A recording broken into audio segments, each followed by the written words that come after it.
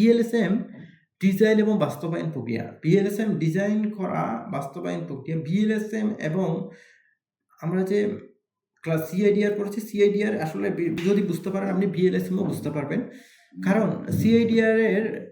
সিআইডিআরটাই আসলে ভিএলএসএম হচ্ছে ব্যবহার করা হয়। এক্ষেত্রে প্রথমে নেটওয়ার্ক নির্ধারণ করা হয়, মূল নেটওয়ার্কটা কোনটা, যেমন 192.1.0 এটা হচ্ছে একটা মূল নেটওয়ার্ক। এই মূল নেটওয়ার্কে যেহেতু একটা ক্লাস সি এর নেটওয়ার্ক অ্যাড্রেস, সুতরাং এখানে প্রথম 3 অক্টেট হচ্ছে নেটওয়ার্কের জন্য বরাদ্দ, শেষ অক্টেট হচ্ছে হোস্টের জন্য বরাদ্দ। আমরা জানি নেটওয়ার্কের জন্য তাহলে 3 অক্টেট হলো 3 8 24, তাহলে এখানে 24 দ্বারা ফিক্স করে দিয়েছে যে প্রথম 3 অক্টেট হচ্ছে নেটওয়ার্ক এবং শেষ অক্টেটটা হচ্ছে হোস্ট। প্রতিটা সাবনেটে হোস্ট কয়টা প্রয়োজন, যেমন যদি বলা হয় এ বিভাগে 60টি হোস্ট প্রয়োজন, বি বিভাগে 30টি হোস্ট প্রয়োজন, সি বিভাগে 10টি হোস্ট প্রয়োজন, এভাবে আমাদের প্রতি বিভাগে কয়টি হোস্ট প্রয়োজন সেই সংখ্যাটা বা সেই তালিকাটা আমার দরকার। যদি সেই তালিকা আমি না পাই, আমি কিভাবে নেটওয়ার্কটাকে ভাগ করবো সেই হোস্টের ভিত্তি করে।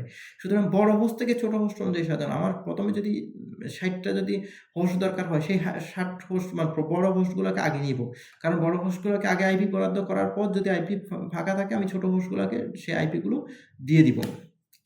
উপযুক্ত যে সাবনেট মাস্ক সেটা নির্ধারণ করতে হবে। যেমন আমরা দেখতে পারি 60 হোস্টের জন্য আমার দরকার হচ্ছে 2 টু দি পাওয়ার 6টা, 2 টু দি পাওয়ার 6 সমান আমরা জানি 66। সুতরাং এখানে আমরা 32 থেকে 6 বিয়োগ করবো, মানে হচ্ছে 26। আবার 30টার ক্ষেত্রে 2 টু দি পাওয়ার 5টা, মানে হচ্ছে 32 থেকে আমরা 5 বিয়োগ করবো, মানে 27। এভাবে আমরা আমাদের উপযুক্ত সাবনেট মাস্কটা নির্ধারণ করে দিব।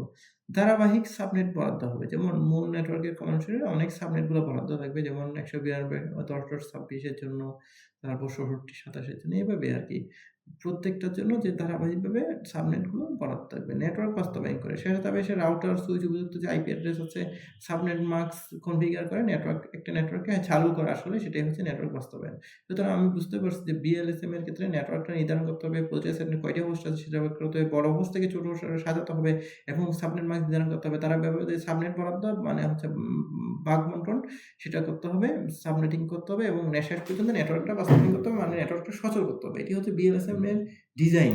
এখন প্রশ্ন একটা যদি ভিএলএসএম এর একটা বাস্তব যদি একটা প্রশ্ন আপনাকে করি, ধরলেন যে আপনি হচ্ছে একজন নেটওয়ার্ক অ্যাডমিনিস্ট্রেটর, আপনার কাছে একটা আইপি দেওয়া আছে, সেই আইপি হচ্ছে 192.168.123.0 বা 192.168.10.0 বা সামথিং যে কোনো একটা আইপি।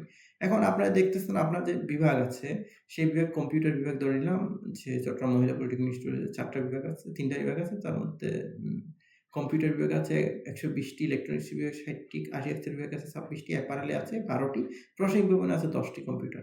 এখন আমাকে আইপি অ্যাড্রেস করতে হবে, কিন্তু আইপি অ্যাড্রেসিং যদি আমি করি এমনভাবে করতে হবে যাতে আমার আইপির কোনো অপচয় না হয়, কিন্তু আমার ভিন্ন ভিন্ন যারা ডিপার্টমেন্ট আছে তারা যাতে নিজেদের মধ্যে যোগাযোগ করতে পারে, যাতে নিজেদের মধ্যে কিন্তু একটা সুন্দর আইপি যাতে আমরা দিতে পারি।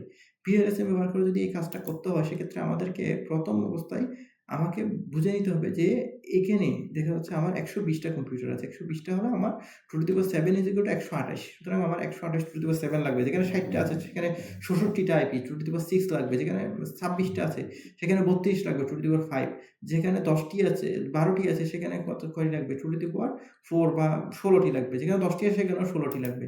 তাহলে এখানে দেখেন 2 টু দি পাওয়ার 7 সমান 128টা আইপি, 128টা যেমন সিএসটি যে আইপি সেটা হয়। নেটওয়ার্কটা যদি 128 থেকে 0 হয়, 0 থেকে 127 পর্যন্ত যাবে।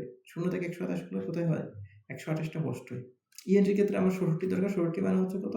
ওই 127 এর পর 128 থেকে আরো 66 নিবে। 128 থেকে 66 যুক্ত হলে 191 যাবে।